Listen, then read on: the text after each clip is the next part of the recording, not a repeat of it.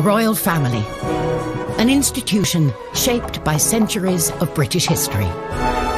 From state occasions to grand weddings, every aspect of their lives is governed by traditions. For the nation, they provide spectacular moments. Everything the royals do has symbolism, has significance. We take a look through the royal rule book from the very beginning. The traditions of birth. We have this tradition of royal women coming out of hospital, having just given birth, carrying the baby, having to look all happy. We examine the traditions of marriage. It was always a sort of belief that the prospective bride had to be a virgin. Diana obviously proved to be the ideal virgin. And those of grand state occasions. My lords and members of the House of Commons. The Queen does not come to the Commons. The last time a monarch came to the Commons was Charles I, and he rode his horse into the Commons and tried to arrest 5 MPs. We meet the photographer who spent decades covering royal traditions. I was actually witnessing history in the making, there's no question about that. And we shine a light on the modern royals who are shaking up the system by doing things their way. I loved that Meghan came out and really showed her post-bump. We reveal the moment Obama got it horribly wrong. You can see Her Majesty sort of look at President Obama as if to say, oh my gosh, what are you doing? And the incredible letters from Princess Margaret to Parliament when she nearly caused a crisis by breaking tradition. She said, I am particularly anxious that whatever may happen may not cause any embarrassment either to you personally or to the government. She knows everything is hanging on this. These are the secrets of the royal traditions.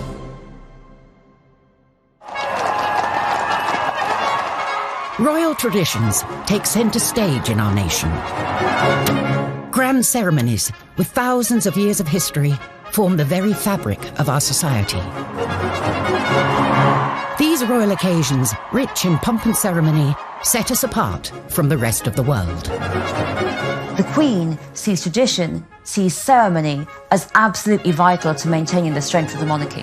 That, to me, is what makes the royal family the royal family. It is the kind of protocols and traditions that they've had for centuries. When it comes to traditions, royal marriage is steeped in them. But as a result, monarchs can't always marry who they want. Prince Charles met Camilla when he was young and single. He was introduced to her through her flatmate. Camilla had been dating Andrew Parker Bowles, and then they split up in 1971. She then met Prince Charles. Apparently, she said, my great-grandmother was the mistress of your great-great-grandfather, so I think we have something in common. Romance blossomed, but as a royal, love wasn't the only consideration Charles had to have in mind. There was still that tradition that whomever he married, who would be the next Queen of England, had to be a member of the nobility and had to be whiter than white. There was a sort of general belief that the heir to the throne should marry a virgin. The pressure for Prince Charles, and really everybody else before him, was huge. You know, there are all these, ticking of the boxes. Charles's cousin and godmother, Patricia Mountbatten, said that Charles never actually asked the Queen for formal permission to marry Camilla, but if he had, I don't think it would have been allowed. Charles, no longer the young bachelor, was under growing pressure to find the perfect bride. Enter the blue-blooded teenager, Lady Diana Spencer. She was young, she was from a good background, and it was insinuated that she hadn't had a lot of relationships before. There was pressure on him to get engaged and to get married, because at 33, he really had to produce an heir. He'd only met Diana 12 times before they got engaged, so was it really about love, or was he looking to fulfil his role as prince? Prince Philip did write him a couple of notes saying, you've got to make up your mind, yes or no. You can't keep this girl hanging around. At 3 o'clock, Prince Charles and Lady Diana appeared for the first time in public. Particularly now, through the eyes of the 21st century, we watch that interview and just cringe, because he either didn't love her or he didn't know how to tell her he loved her. In July 1981, the traditional fairy tale wedding played out in front of a global television audience of 750 million. but both, in fact, had reservations. A couple of days previously, Diana had had supper with her sisters, and she said, I don't think I can do it, I don't think I can go through with it. And one of them said, bad luck, Dutch, the nickname for Diana, bad luck, Dutch, your face is on the tea towel now, you've got to do it. And she already at that point thought that Charles had a mistress in Camilla Parker Bowles, and of course, she was right. Tradition, which brought the two of them together, was not enough to save the marriage, which ended in separation in 1992 and finally came to a close in 1996 with divorce. The traditional way of doing things just didn't work. If Charles had been allowed to sort of pursue who he wanted and marry who he wanted, it would have saved Diana a lot of heartbreak, and it would have saved the whole family a lot of heartbreak.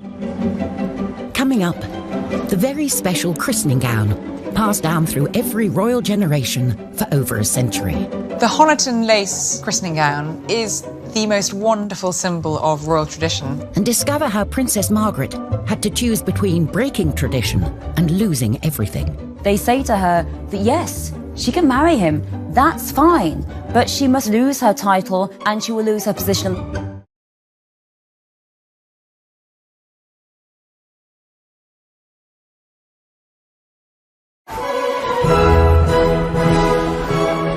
Royal traditions. They don't just make for grand occasions full of pomp and ceremony.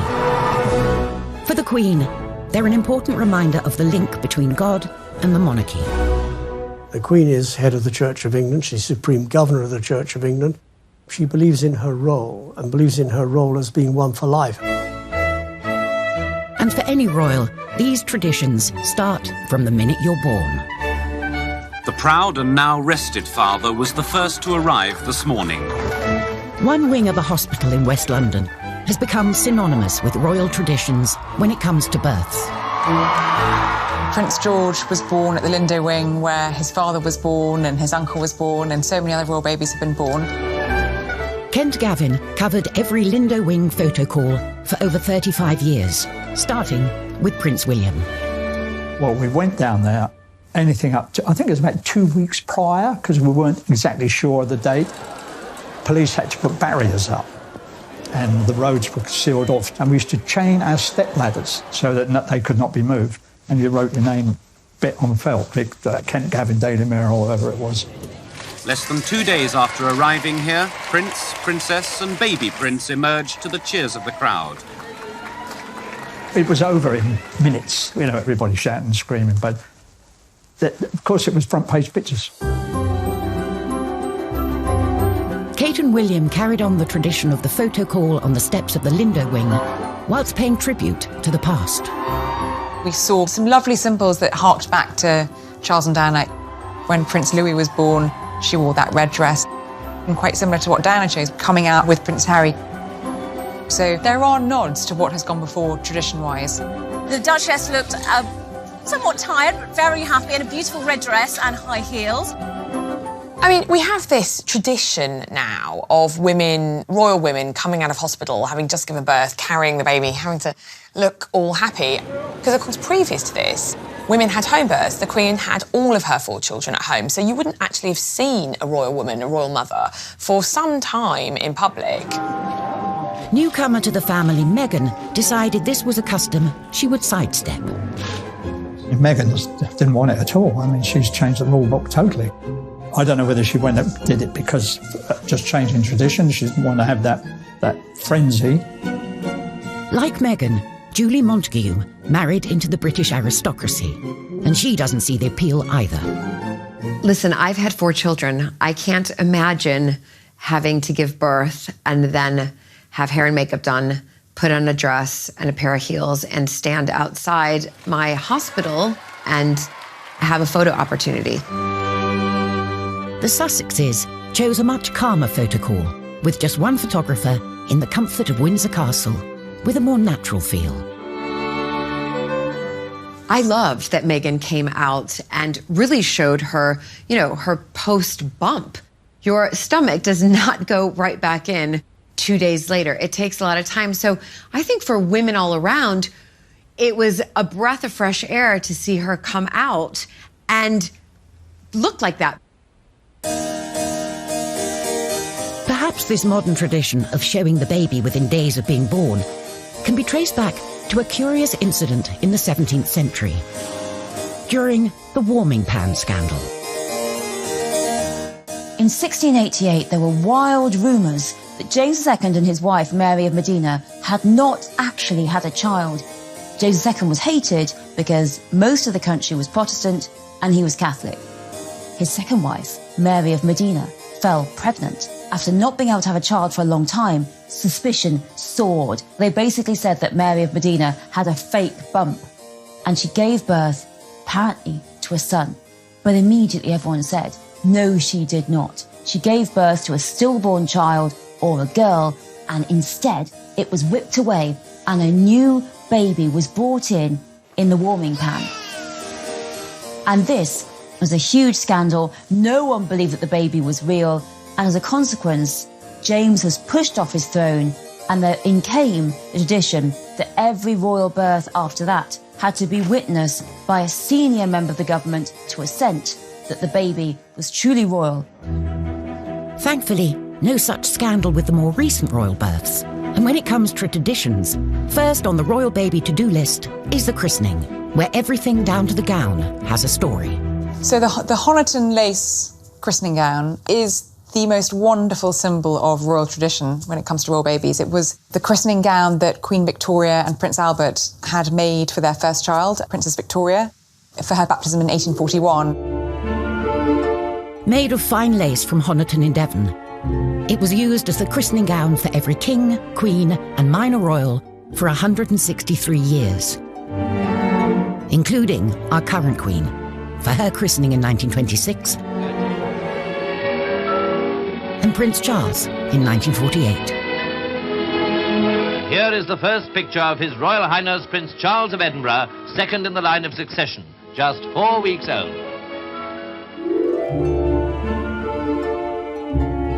Over 30 years later, he carried on the tradition with his own son. Granny was christened in this. Great-granny. And I was. Look, I was christened in this. Looks remarkably well despite it. The Victorian gown finally took one too many royal dribbles. And then in around 2004, when Prince Edward and Sophie Countess Wessex's firstborn, Lady Louise, was wearing it, the Queen noticed that it was looking quite fragile. And she commissioned her dresser, Angela Kelly, to make an exact replica of it to be worn by future babies. And since 2004, the gown has been worn by every royal baby, right up till Archie. As well as the gown, a big part of the christening experience is the all-important pictures with the family. Kent Gavin was hand-picked by the palace as the only photographer for Prince William's big day in 1982. On arrival at the palace, I was given a list of the running order to which I could expect the photo call to take place. And the first one was Diana and Charles, and the only thing was that William was crying his eyes out. But Diana had the solution to that on and off during the photo call, and that was to put her little finger in his mouth. About 3 minutes had taken place before that picture was taken because of William hollering and hooting. But then, as it was like military clockwork, the Queen came out, Philip, Queen Mother, just sat down perfectly posed. It had all been organised and rehearsed for us. But it was William who was stealing the show, obviously, because of his crying. And normally we would have been present for those sort of pictures. This particular picture was the one that most of us ran on the front page. Many years later, William requested a copy of that picture, to which I sent him, and he sent me a very nice letter in reply. That was the last picture on the actual running order. And I walked across to the Queen. I said, "Excuse me, ma'am, but there is one very important picture missing. And that is the Queen Mother, the oldest and the youngest." And she went, goodness me, how have we missed that, And she called out, "Mother, Mother," and she sat down there. Diana handed William over, and that magic, yes, wonderful picture. And of course the Queen was very grateful as well. She has a whole set of all of these pictures. Royal babies aren't just born into the Windsor family, but into an institution with hundreds of years of strict traditions. In the 1950s, a princess hell-bent on breaking with tradition rocked the establishment when she fell in love with the wrong man. When Princess Margaret was a young woman, she fell hopelessly in love with a member of the household, the equerry to her father, Group Captain Peter Townsend. He'd been a war hero, he was handsome, he was charming, but he was divorced. In 1953, Townsend proposed to the 22-year-old Margaret. But by law, as a member of the royal family under 25, Margaret needed the Queen's permission before she could say yes. Divorce was still a taboo subject. The Queen was forced to make very difficult decisions with her own sister. As head of the church, the Queen felt she couldn't sanction the marriage. She asked Margaret to wait for 2 years, as at 25, the matter would then be up to Parliament. They knew that there was every likelihood that if they bought time, they might be able to sabotage Margaret's relationship with Townsend. But 2 years later, the tradition-breaking couple are still together, and the relationship becomes a constitutional issue. Kate Williams is at the National Archives with files relating to the case, which remain top secret for 50 years. Princess Margaret's 25th birthday really begins this panic and this crisis in government. This letter is amazing. It's written by Margaret on August the 15th from Balmoral, about a week before she turns 25. She's writing to the Prime Minister and she says, I'm going to tell you of any personal plans for the next few months. She says, I am particularly anxious that whatever may happen may not cause any embarrassment either to you personally or to the government. She knows everything is hanging on this. My birthday on August the 21st, it will encourage every sort of speculation about the possibility of my marrying Group Captain Peter Townsend. She says, I'm not going to see him over my birthday, but in October, I shall go to London. It is only by seeing him in this way that I feel I can properly decide whether I can marry him or not. The Queen knows I'm writing to you, but no one else does. This is a secret letter from Princess Margaret to the Prime Minister saying, this is what's going to happen. With the threat of this possible marriage very real, the government sprung into action. This letter is from the Cabinet Secretary, Norman Brooke, and it's written the day after her birthday, and it is advising the Prime Minister on what to do next. And he's saying, I am quite clear that this is not a matter for the Prime Minister alone, and crucially, it's not just the British government, it has to be the other Commonwealth governments. They all have to be consulted, and they all have to agree. With the seemingly impossible task of gaining Commonwealth consensus, the government set harsh conditions for Margaret. They say to her that yes, she can marry him, that's fine, but she must lose her title and she will lose her position on the civil list. So with absolutely no money or no status whatsoever, she really will be completely excluded. For Margaret, just 25, the cost of what she would lose by breaking with tradition was just too much. I would like it to be known that I have decided not to marry Group Captain Peter Townsend. For a princess, love is not straightforward in the 1950s. It becomes about politics, about religion, and about society itself. These days, divorce is no longer a reason for royals not to marry for love, as Meghan and Harry showed in 2017. Royal weddings, however, are still full of traditions, and the Victorians are responsible for a fair few. Queen Victoria chose to wear a white wedding dress, a tradition that has passed down through the generations. Up until then, royals and indeed commoners generally tended to wear coloured dressings. And the couple chose to have a wedding cake which had a topper on it with figurines of the bride and groom.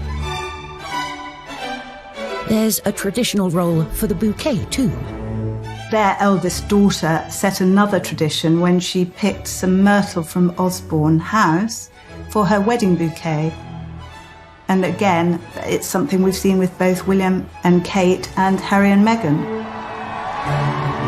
The Queen Mother started her own tradition when she put her wedding bouquet on the grave of the unknown soldier in Westminster Abbey. Obviously, she lost her brother in World War I, so she was probably thinking of him. Traditionally, the royals marry in abbeys and cathedrals, like St. Paul's or Westminster. Charles and Camilla were forced to choose a more humble venue. Both Charles and Camilla wanted to have a civil service at Windsor Castle, but they were slightly dismayed to find out that if they had been granted a wedding licence by the local council, that meant anyone could get married, apply and get married at Windsor Castle for the next year. So they scrapped that. And it did mean that we had the heir to the throne getting married in the local registry office in Windsor with, you know, before him, Mr. and Mrs. Smith, and after him, you know, Joe Bloggs and Kathleen from down the road. There's one tradition the nation and the world looks forward to at any royal wedding. The wedding kiss, of course, is iconic nowadays. So many people will be surprised to know that, in fact, there have only been 3 royal couples who've kissed on the balcony at Buckingham Palace. There was Princess Diana and Prince Charles. You know, they were the ones that really started that tradition. By the time Fergie and Andrew got married, of course, the crowd were waiting for the kiss. And they played up to the crowd and put their hands to their ears.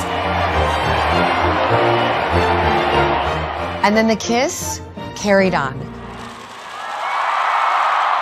Coming up, how the Queen's traditional meetings with her prime ministers were not always ones she enjoyed. Famously, she liked John Major. She didn't care for Margaret Thatcher. How the traditional method of royal execution went horribly wrong. So her head falls out of his grasp, drops onto the floor, rolls along. I mean, it's just horrific.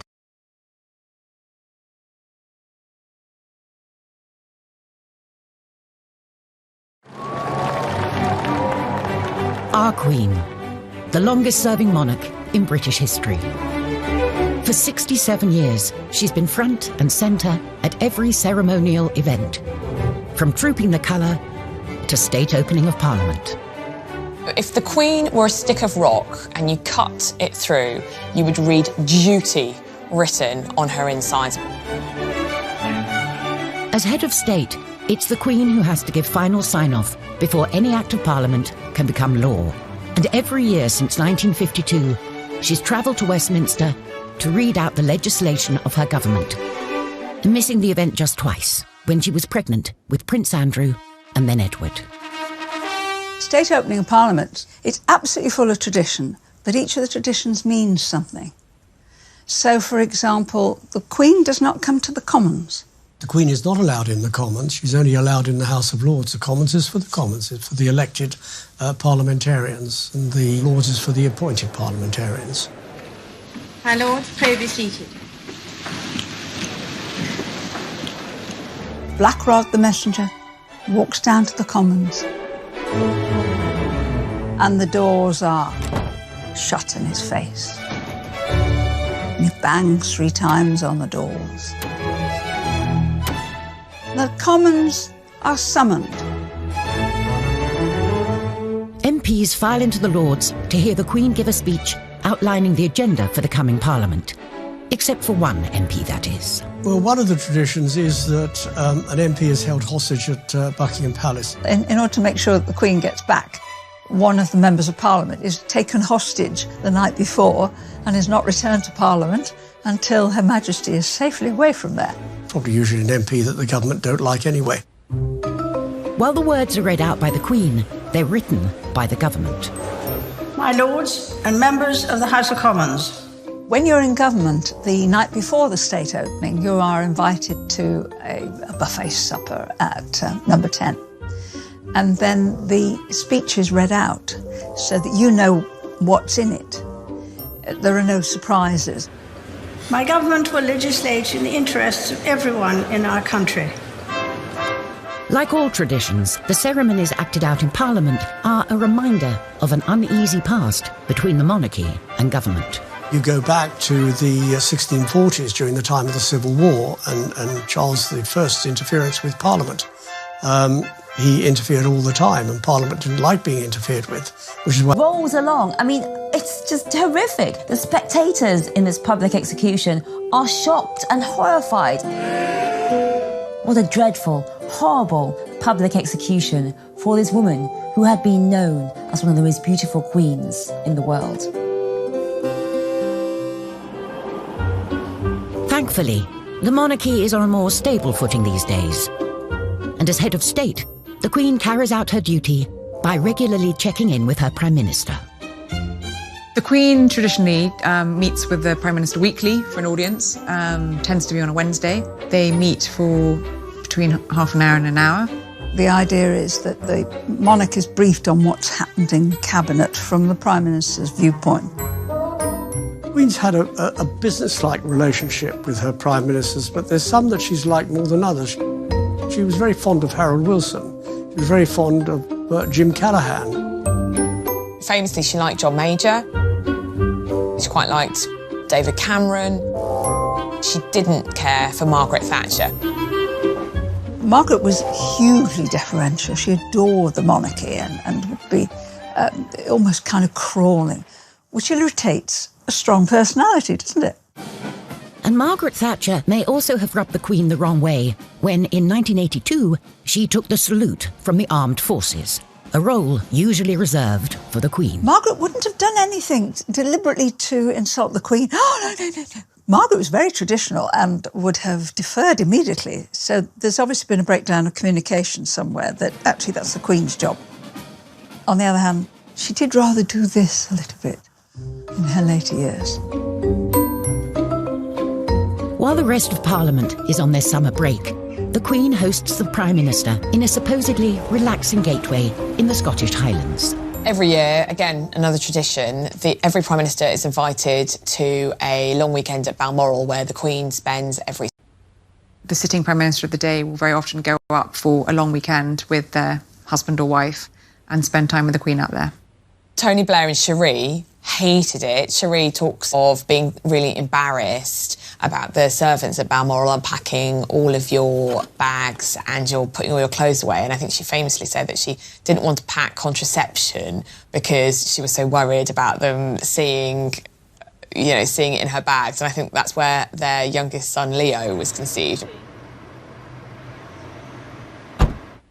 You know, there's a wonderful story about Tony Blair, the first time he was really talking to Prince Charles as he was Prime Minister. I was saying, what do you want us to call you? And Charles just looked down his nose at him and said, you call me Sir. From garden parties to public engagements, between them, the royals meet thousands of subjects every year.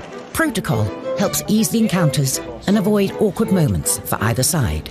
Etiquette and protocol is important for the royal family because it tells people what to do. With the Queen, you would say Your Majesty, followed by Ma'am, and yes, it's Ma'am as in ham, not Ma'am as in farm. And with any other member of the royal family, it would be Your Royal Highness, followed by Sir or Ma'am. If you're a British subject lucky enough to meet the Queen, you're expected to bow if you're a man and curtsy if you're a woman. Now, for men, it is not a bow from the waist at the end, like you would do at the end of a stage show. All it is a gentle bob at the neck, like so. Now, for ladies, you would do a curtsy. You keep your hands by the side, as straight back, one foot behind the other, and just a gentle bob at the knees. You don't need to do a terribly deep, grand court curtsy, like Theresa May or Margaret Thatcher did. Totally fine 80 to 100 years ago, but today, just a small curtsy will do. We need to show the monarchy some respect, so when Her Majesty has finished interacting with us, if we are the ones leaving the conversation, we don't show our back. We don't just go, yeah, bye, and walk off like so. Instead, you take a few steps backwards before turning and walking away, trying not to show your back. Sometimes, even world leaders get protocol wrong, as President Obama demonstrated when he spoke over the national anthem during an embarrassing moment in 2011. Her Majesty, the Queen. So President Obama has asked everyone to stand up. So far, so good. He says the words, Her Majesty the Queen. That's all he needs to say. Remember, it's a toast, not a speech. And then, just in that slight pause, For the vitality of the special relationship. The musicians start playing God Save the Queen. You can see Her Majesty sort of look at President Obama. To this blessed plot, this earth, this realm. And then Her Majesty herself breaks protocol. She actually interrupts the national anthem. To the Queen. And says, oh, that was very kind, thank you. So she deliberately breaks with the etiquette in order to be more well-mannered. For the monarchy, a break with protocol is rare, but occasionally it attracts people who are rule breakers keen on shaking up the system. Princess Diana was kind of the ultimate royal rule breaker, really, because she dragged the royal family kicking and screaming into the 20th century. She definitely helped transform the monarchy, and I think the royal family we've got today, especially through our boys, is very much through her influence. The Broderick ward of the Middlesex Hospital is the only specially designed AIDS ward in Britain. It was how she engaged in her charity work, which was perhaps the biggest departure. She was really the first royal that we saw in public hugging children, putting children on her lap. When we did the HIV/AIDS campaign, we were tackling serious misunderstanding and prejudice. We had a disease that was rampant and that was killing people in a horrible way and for which there was no cure. She came, she sat on the beds of somebody who was dying of AIDS, she held their hand, and it made a difference. It really did. But this break with tradition fell into the well of the cab, and he said, this person, raise their head, I've got a mortgage to pay. She was in tears when she related that story to me. I just felt for her. Behind the scenes, the monarchy wasn't happy with the change Diana was bringing. She was viewed by many within the institution as someone who was shaking things up too much. We wanted something a bit more safe, a bit more homespun. And she said, no, these are the things that need attention. These are the things that need to be talked about. It wasn't just how the royal family operated that Diana changed. She also changed the traditional way in which royals dress. Designer Jacques Azuguri played a vital role in moving Diana away from traditional royal dress and transforming her into one of the biggest fashion icons on the planet. I was always excited to see her step out in my dresses. There was just something about her wearing my dresses, you know, the Princess of Wales. And also the process leading up to her wearing that dress was always so friendly, so comfortable and exciting. This is one of the first times that she kind of went a little bit modern. It was, I'd say, probably about 4 inches above the knee, which for a princess was very, very short. Red was one of her strong favourites. As you notice, it had a little opening down the front. She wanted to actually wear it to there, showing a little bit of midriff. Of course, we didn't allow her to. Another famous dress Diana wore during an important night in 1995, where she smashed a vengeful fist through every conceivable royal protocol. It was the night of the bombshell Panorama interview, in which she made a series of startling claims, including, there were 3 of us in this marriage. She called me actually 2-3 nights before the interview was going to go live. And she says, Jacques, I need a dress. I've done an interview. I haven't said anything wrong. And I'd like to wear something really stunning and sexy. And I took 3 black dresses from the shop because, you know, the royals are not usually able to wear black unless it's for mourning. But of course, now she could wear any colour she wanted. We unzipped them out of the bag and straight away she said, that one. And she wore this attending a cancer fundraiser while the interview was going out. And again, the décolleté on here was very low for the time. Her birthday was coming up in July, and that's where we come to the birthday dress here. She was meant to be wearing another dress for the Tate centenary, but I think as a thank you to me, she actually wore this dress. This was Diana on her 36th birthday. It was really a time of her breaking away from her past, really, the traditions, the royal protocol, and moving on with life as she really wanted to live it. And sadly, that was the last time she was seen in public with, you know, a full evening gown. Dear Jacques, I was quite overcome on opening the parcel. I'm absolutely thrilled to have been given such a beautiful dress for my birthday.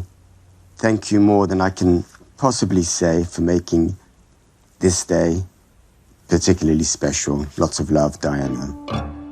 Coming up, Meghan Markle's bumpy introduction to the world of royal traditions. Meghan was criticized for one of the most minor things I've ever heard about, like having a messy bun. And how the royals are kickstarting new traditions fit for the 21st century. When Sussex Royal came about, it racked up over 3 million followers in less than 24 hours, and that broke a Guinness World Record.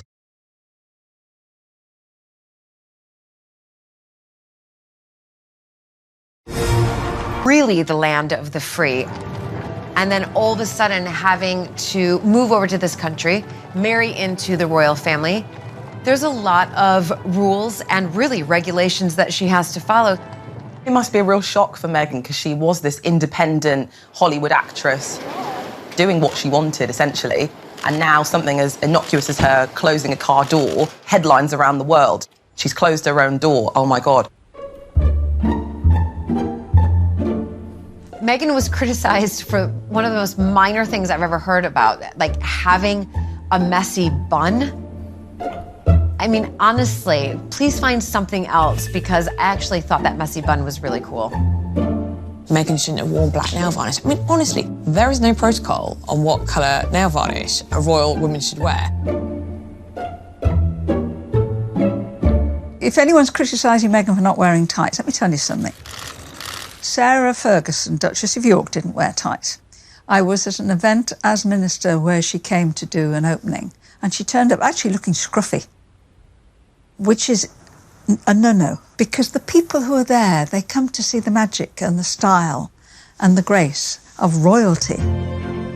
Kate, who stuck to the traditions rulebook, received the opposite criticism from Meghan when she was labelled robotic. I get to see them privately, the royals, and drinks receptions, and she's actually got a wicked sense of humour. But I don't think Kate feels that she can ever kind of let that show publicly, because that's not really what's expected of her as the wife of a future monarch. Holding their own images. I'm not on about the public events, I'm on about the birthdays or the special event. You get these lovely pictures that Kate issues. It's taking the sting out of the paparazzi, if you like. As is tradition, the monarchy will one day pass over to Charles. I think Prince Charles, in many ways, will be a very good sorbet monarch. He'll be a lovely palate cleanser between what we have now and what we will have in the future. Charles, I think, sees the future of the British monarchy similarly to some of the European monarchies, which have kind of massively slimmed down. We've seen that in balcony appearances. You know, we've seen just the Queen with Prince Charles and Camilla and his sons and their spouses. And unlike the Queen, whose opinions remain secret, Charles has already expressed his views in public on topics ranging from the environment to architecture. Charles, I know that he is itching to get involved in government politics and itching to get involved in lobbying at that level, but of course it's not allowed, so it's going to be really interesting to see whether or not he can hold back. So I could only urge you to think of your grandchildren as I think of mine, and of those billions of people without a voice. What he will find very hard to do will be to curb his statement of his opinions, or pushing the government to do things. We don't want the royals to take sides. We really don't want the royals to express opinions on things. Whoever is on the throne and whatever they wish to express, one thing is for certain. These royal traditions, which have been at the very heart of our nation and monarchy, will remain. This is what makes the United Kingdom. This is why we get the number of tourists we do get, because we do have traditions, and our traditions go back historically hundreds of years, and it's important that we maintain them. Royal traditions are like the fulcrum around which the family circulates. Individuals come and go, but the royal traditions are always there. All those great British traditions will remain. That is what makes the royal family the British royal family.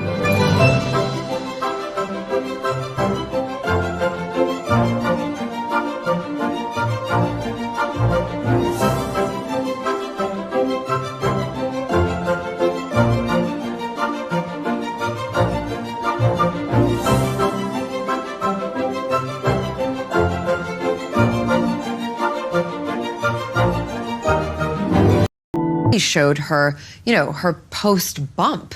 Your stomach does not go right back in 2 days later. It takes a lot of time. So I think for women all around, it was a breath of fresh air to see her come out and look like that. Perhaps this modern tradition of showing the baby within days of being born can be traced back to a curious incident in the 17th century. During the warming pan scandal. In 1688, there were wild rumours that James II and his wife, Mary of Modena, had not actually had a child. James II was hated because most of the country was Protestant and he was Catholic. His second wife, Mary of Modena, fell pregnant. After not being able to have a child for a long time, suspicion soared. They basically said that Mary of Modena had a fake bump, and she gave birth apparently to a son.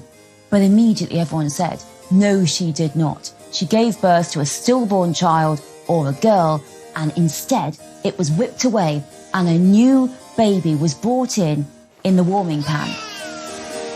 And this was a huge scandal. No one believed that the baby was real, and as a consequence, James was pushed off his throne, and in came the tradition that every royal birth after that had to be witnessed by a senior member of the government to assent that the baby was truly royal. Thankfully, no such scandal with the more recent royal births. And when it comes to traditions, first on the royal baby to-do list is the christening, where everything down to the gown has a story. So the Honiton lace christening gown is the most wonderful symbol of royal tradition.